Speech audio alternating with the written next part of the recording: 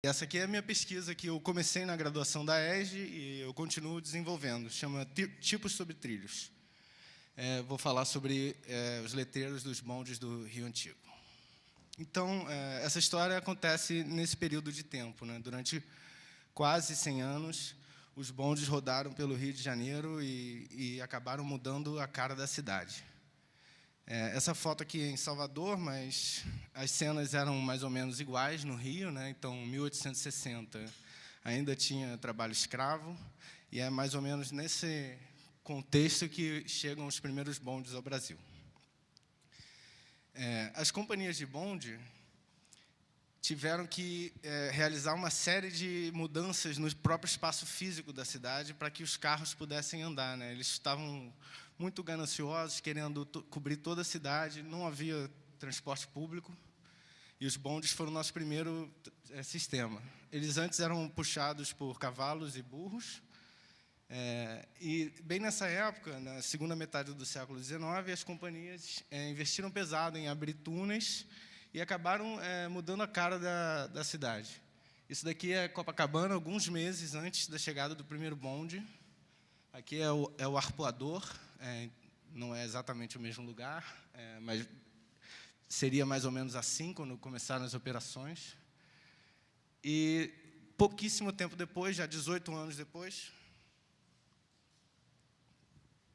já estava totalmente urbanizado e, enfim, hoje é uma das cidades, um dos bairros que dispensa apresentações e chegou a ser sede da Olimpíada, né? Isso daqui é bacana, é um dos poemas que essas companhias de bonde circularam na época para convencer as pessoas a visitar o Leme, a Ipanema, que as pessoas chamavam de um vasto areal sem nada, né? Só tinha areia e árvores de frutas.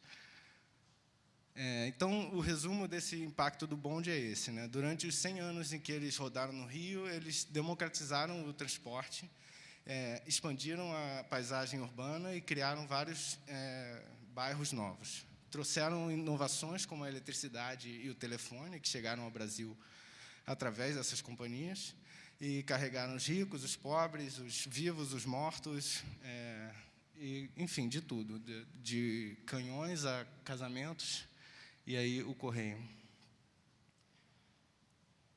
E eles também tiveram um mega impacto na vida cultural do Rio, né? Eles foram temas de romances, de contos, de peças, de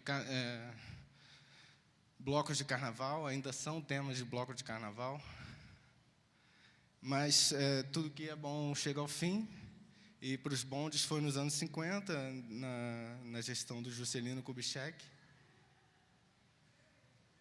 E já em 66, só restava uma linha em atividade no Rio de Janeiro, que é a linha de Santa Teresa, passa bem em frente à minha casa ali, quem quiser me visitar. Isso mais ou menos explica como é que eu entrei nessa confusão, né?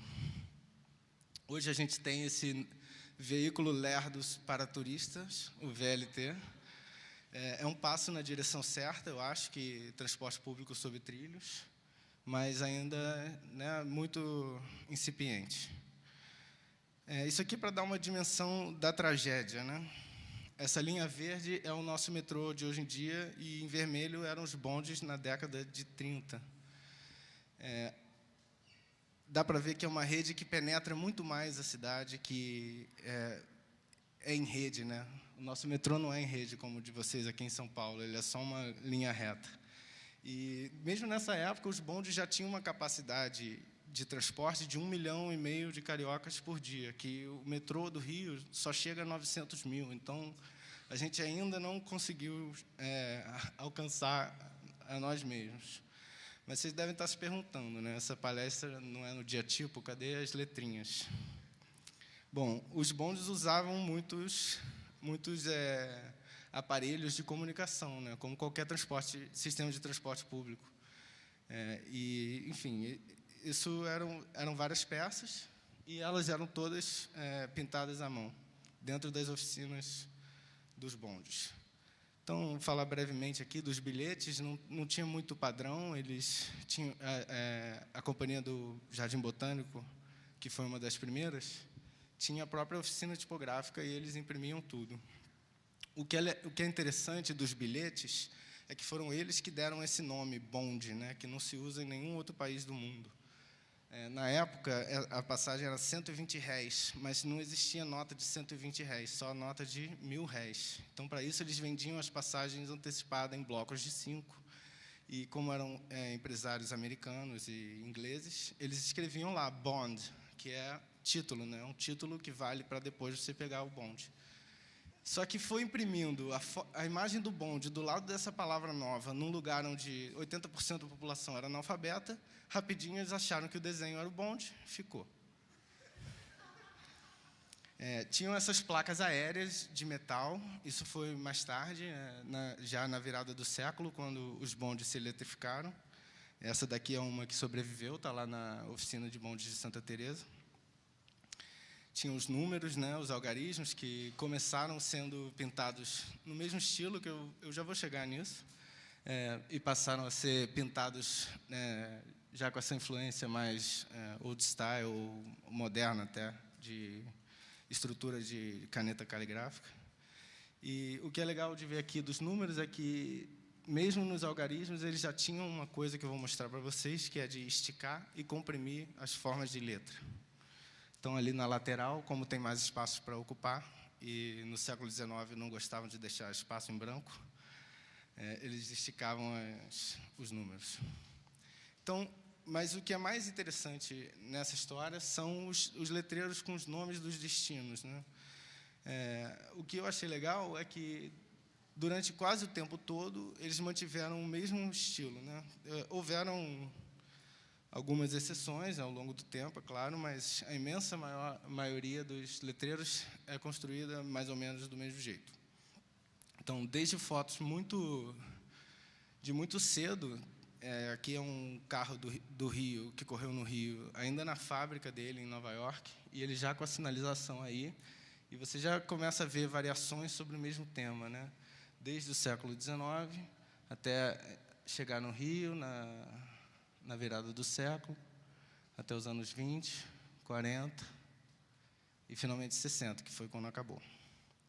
Essas letras elas eram monolineares, significa que todos os traços construtivos têm a mesma largura. As curvas elas eram reduzidas a encontros de retas com cantos arredondados. A estrutura era basicamente geométrica e muito afeita a essa expansão e compressão das formas de letra. Os pintores de bonde só usavam letras maiúsculas, com versaletes e letras sobrescritas para, por exemplo, resumir, como tem ali no Praça Tiradentes. Essa padronização ela ganhou forças quando essa empresa, uma pequena empresa fundada no Canadá em 1899, talvez vocês conheçam, eles chegaram ao Brasil e instalaram as primeiras hidrelétricas. E viram que as companhias de bonde eram os primeiros grandes clientes, né, já que não tinha eletricidade ainda na casa das pessoas. E aí eles foram vendendo energia para ganhar dinheiro, e aí compraram todos os bondes. E aí eles meio que padronizaram isso, esse estilo de letreiro, e a partir de 1908, quando os primeiros bondes passam a ser construídos no Brasil, os letreiros já têm essa cara e continuaram com essa cara até a morte do sistema. Então, por quê, né? Essa pergunta que eu ficava na cabeça. Por que eles pintavam nesse estilo? E a resposta, eu acho que vem dessa companhia, a John Stevenson Car Company. Foi uma das primeiras empresas a construir bondes. Eles eram um mega exportador de bondes, exportaram bondes para todos os continentes, e eles tiveram um monopólio, praticamente, dos bondes que circulavam no Rio durante os primeiros 30 anos. Então, durante 30 anos, eles estavam fazendo esse precedente, e a gente já sabe das fotografias da fábrica deles que os bondes saíam de Nova York com a sinalização já no lugar. Aqui cabe um asterisco, né? Em São Paulo, a história é muito parecida. Também circulavam carros da John Stevenson. Também foi tudo comprado pela Light. Então, a forma de letra é quase idêntica. A história é bem parecida também. E um outro asterisco. No Nordeste, as empresas que operaram bondes eram empresas alemãs. né? No caso aqui de Salvador, foi a Siemens. E o que eles estavam pintando lá é uma versão da DIN. Então, se houverem aqui pesquisadores do Nordeste que possam me ajudar a consultar fontes primárias, eu gostaria muito de um dia também descobrir essa história da DIN brasileira, né? A Dig DIN. Então, para entender por que lá na Stevenson eles estavam pintando com esse estilo de letra, eu fui olhar os manuais de letreiramento daquela época, inclusive alguns para letreiramento em carruagem, né, em veículos. E, é claro, eu achei várias variantes desse tipo de alfabeto, com uma série de nomes diferentes, né, mas sempre com esse prefixo, block lettering. A diferença, né, entre o half block e o full block, hoje em dia, tem a ver com se tem serifas ou não tem serifas. Mas os autores da época, eles variavam mais essa nomenclatura. Porque, enfim, eles têm a mesma raiz. Aqui é um exemplo bem antigo, bem dessa época. Você vê que tinha uma versão mais arredondada, uma versão mais angular, né, que seria o octagon block e o round block. Essa daqui é um dos poucos exemplos de uma minúscula que eu consegui encontrar, uma minúscula muito louca. Olha aquele G lá, muito doido. E esse estilo, esses manuais vendiam como o melhor estilo para você pintar muito rápido. Qualquer um consegue fazer com uma régua, então ele é ideal para esses esquemas produtivos em que você tem engenheiros que não têm treinamento de letreiramento, mas que precisam o tempo inteiro escrever coisas novas. Então, existiam vários modelos de construção matemática. A ideia era que esse era o primeiro alfabeto para você aprender. E os autores mais tardios, já nos anos 20, chegaram a associar esse estilo de letra à indústria ferroviária, dizendo que ele tinha se espalhado pelos Estados Unidos através dessa indústria. Então, existe uma conexão. E, para completar, os livros ainda falavam isso, né, que recomendavam esse estilo de letra para você comprimir e expandir. E, no século XIX, né, como eu falei, eles não gostavam de espaço vazio. Então, eles tinham essa coisa, eles queriam, às vezes, uma estação com 4 letras, por exemplo, Ilha. Esse texto tinha que ocupar o mesmo espaço que Praça Barão de Drummond. Então, os caras estavam sempre esticando e comprimindo o tempo todo, o que acabou dando origem a umas formas de letra bem bacanas. E, para completar, esse tipo de letreiramento também é recomendado para você pintar em reverso, que é quando os camaradas pintavam o preto em volta da letra, que é também o que estava acontecendo aqui nas oficinas. Então, esse negócio é americano, né? Mas eu acho que não, porque, enfim, tem um certo grau de carioquice. Vamos ver por quê.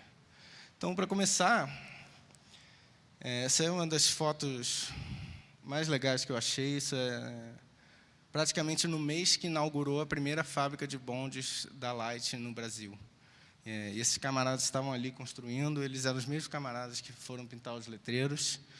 E, durante aqueles 80 anos que seguiram, ali dentro da oficina, estava um camarada ensinando o próximo. Então, foi ali no bate-boca durante gerações e gerações, e aquela coisa foi mudando, né?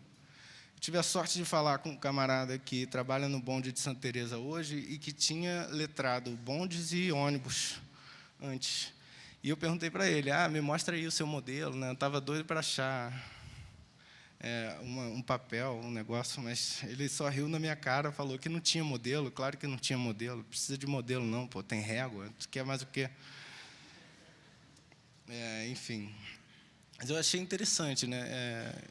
Nos anos 70 e 80 eles passaram a usar silkscreen, mas até ali era pintado à mão. Existem diferenças, né, entre o modelo do block lettering brasileiro e o modelo americano, né? Na própria construção das letras mais comprimidas, você vê que tem uma variação de peso na versão americana, que é mais ou menos contemporânea. E, enfim, uma série de outros detalhes que felizmente, a gente consegue ver, porque sobreviveu um dos letreiros, né? Lá atrás, quando o JK mandou destruir tudo, né, a mando dos nossos senhores norte-americanos, todos os bondes foram queimados, né, nessa estação do Caju. Essa é a única foto do bonde cujo letreiro a gente está vendo aqui. Por sorte, 6 bondes do Rio foram vendidos para os Estados Unidos. E, enfim, eu fui atrás dos 6, mas eu só consegui achar um letreiro. Está na mão desse camarada, Philip McManus, meu melhor amigo. E, felizmente, ele fotografou tudo em altíssima definição. A gente consegue olhar os detalhes todos, né? Só passando aqui na parte da geometria, tem que entender que aqui não é um caso de buscar uma pretensa pureza geométrica bauhausiana, né? É muito mais a ver com as condições produtivas daquilo, né? Eles precisavam ser feitos por qualquer um só com réguas, né? E aí a geometria vem disso. E essas mesmas condições de produção aconteceram no mundo inteiro, né? E aí o que eu estou achando legal agora é olhar outras expressões locais desse tipo de lettering, que são diferentes na Holanda, são diferentes na França, mas estão presentes. Enfim, eu pude olhar vários detalhes, inclusive aqui na barra do E, né, que tem esses cortes secos, no topo do S, no M. São coisas que são meio arbitrárias, mas que eles estavam ali repetindo, anos a fio. Enfim, coisas mais curiosas. Por exemplo, mudar a grafia da palavra Meyer, porque o Y ocupa mais espaço do que o I. Né? Então, é importante também pensar que a variação de largura aqui, ela era feita caso a caso, né? Não era uma sistematização como foi a Universe. Aí acontecem coisas bacanas, né? O S não tem um ângulo fixo quando ele está apertado ou esticado, e o ápice central do M ele sobe à medida que ele vai comprimindo, que é uma solução bacana. E aí, enfim, né, eles usavam 2 versões de R, né? Os acentos eram uma loucura, totalmente pensados depois, assim, sem muita atenção. Mas eu achei legal poder ver esses detalhes, porque depois, olhando as fotografias, você vê que eles se repetem, né? Que aqueles camaradas ali tinham algum carinho por esses formatos. E é bacana ver que esse tipo de forma de letra continua na paisagem do Rio, né? Eles, durante muito tempo, foram super importantes para a cultura, né? Como eu mostrei que os bondes foram, e eles estavam ali compondo a nossa paisagem visual, e, de alguma maneira, eles nunca deixaram, né? Continuam presentes nas placas de laca, que tem basicamente a mesma necessidade, né? De você fazer caber as formas de letra num retângulo fixo. E aí é bacana também, eu fui procurar nos jornais se tinha alguém falando do letreiro em algum momento, né? Eu achei alguns depoimentos, um era bacana que dizia assim: as letras garrafais dos letreiros dos bondes são tão claras que mesmo completamente embriagado, alguém consegue descobrir para onde está indo. E nos anos 40, uma das gestões da cidade tentou mudar um monte de nome no centro. E mudaram a revelia da população, mas a população reagiu, né? Escreveu contra o poder para o jornal, falando: cara, se não mudar no letreiro do bonde, a gente vai continuar chamando como está no letreiro do bonde. E foi assim com várias ruas no centro, a Avenida Chile, outras assim. Então, o letreiro também teve um impacto que se faz notar no próprio nome das ruas. A conclusão da minha pesquisa é que existe muitas histórias bacanas ainda para a gente descobrir no Brasil, se a gente for olhar para letreiramento, né? Que é uma coisa que está registrada em fotografias e que não está ainda tão amplamente coberta, a historiografia desses letreiramentos. Acho que a história da imprensa está um pouco mais coberta. Eu quis tentar... Parte do meu objetivo, né, no início, era achar uma história com formas de letra que valesse a pena ser contada, né? Então, a partir dessa pergunta, eu cheguei nos bondes porque eu sou bairrista. Fui lá porque eu moro em Santa Teresa. Mas o bonde me levou para passear pelo resto do Rio, então foi bacana isso. E estou querendo fazer um livro, não sei se algum de vocês ia querer esse livro. Estou negociando aí com a editora para contar essa história em mais detalhes, né? Então, é isso. Obrigado, Diatipo.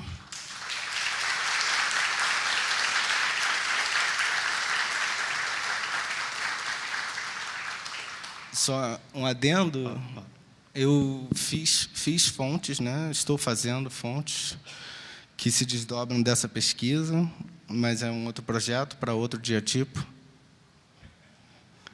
Aqui, alguns em uso. É isso. É isso, obrigado. Então, Álvaro, obrigado. A gente tem tempo para 2, 3 perguntas. Quem tem pergunta para fazer para o Álvaro?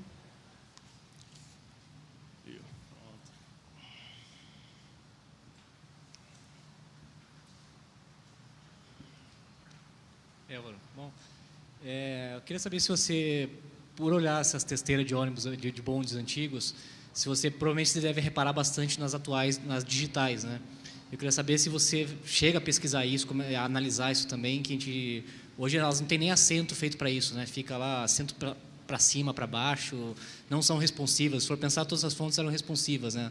No jeito analógico. Então, eu queria saber se você tem isso, você pensa sobre isso também ou não? O meu orientador queria muito, né? O Rodolfo Capeto, o tempo inteiro ele empurrava isso, mas eu não me interessei tanto, né? Eu estava procurando mais o lado do pincel, mas isso é sem dúvida um caminho para olhar, até trazer de volta, né? Porque parte do objetivo da fonte era um pouco encontrei essa história, mas eu estou adaptando isso para a gente poder introduzir de volta na cultura carioca. E esse exemplo aqui é um lettering responsivo também. É tudo feito com programação. A partir da linha de texto, ele interpola a fonte que vai bater aquela largura perfeita. Então, eu tô trabalhando com isso para usar uma versão desse script no bonde de Santa Teresa, mas as coisas andam muito devagar quando você está lidando com o poder público e no meio de eleições e crise política, né? Mas essa coisa das luzes de LED, eu não sei se eu vou chegar a contemplar, não.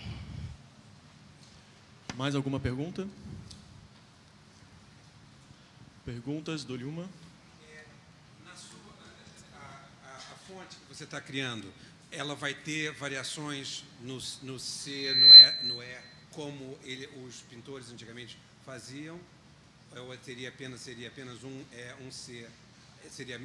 A variação seria apenas em termos do espaço que a letra... Eu foquei na variação de larguras, né? Uma família de...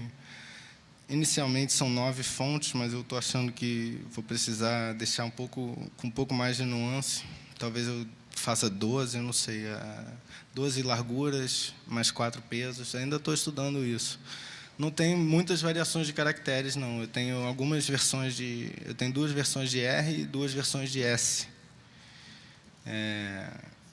E agora que eu estou começando a estudar a caixa baixa, né, que eu estou um pouco tirando da minha própria cabeça e de outros modelos parecidos, está surgindo mais lugar para você ter glifos variantes.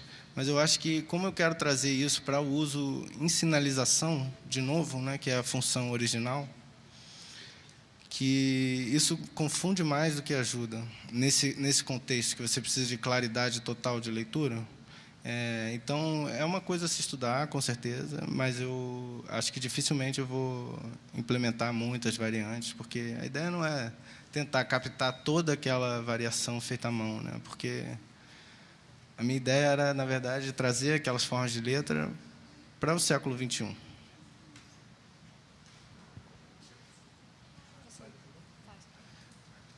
Oi, Álvaro, tudo bem? Bom, eu conheço um pouco do seu projeto e sei que você fez muita coisa em Python e foi desenvolvendo essas larguras e tal. E há pouco tempo foi apresentado o Variable Fonts, que é uma coisa nova que parece que faz completamente sentido dentro do seu projeto. Você pensa em transpor isso para Variable Fonts ou desencana e isso vai demorar muito para entrar no mercado? Não, já tá em progresso isso daí. É um pouco para eu aprender isso também. Mas eu já tenho uma versão variável, só que é complexo, né? Não tem ainda programas que dão suporte. Você tem que ficar rodando essas versões de desenvolvedor dos browsers para tentar ver na web. Não é muito prático ainda, né? Mas eu tenho vontade. Só que é aquela coisa, né? a fonte variável ela é muito mais potente do que uma família de fontes estáticas. E eu não sei se eu ia conseguir vender isso pelo preço que vale aqui no Brasil, né? Eu não sei. Estou estudando essa história, né? Mas com certeza é um caminho. Bem, é isso, pessoal. Muito obrigado, Álvaro.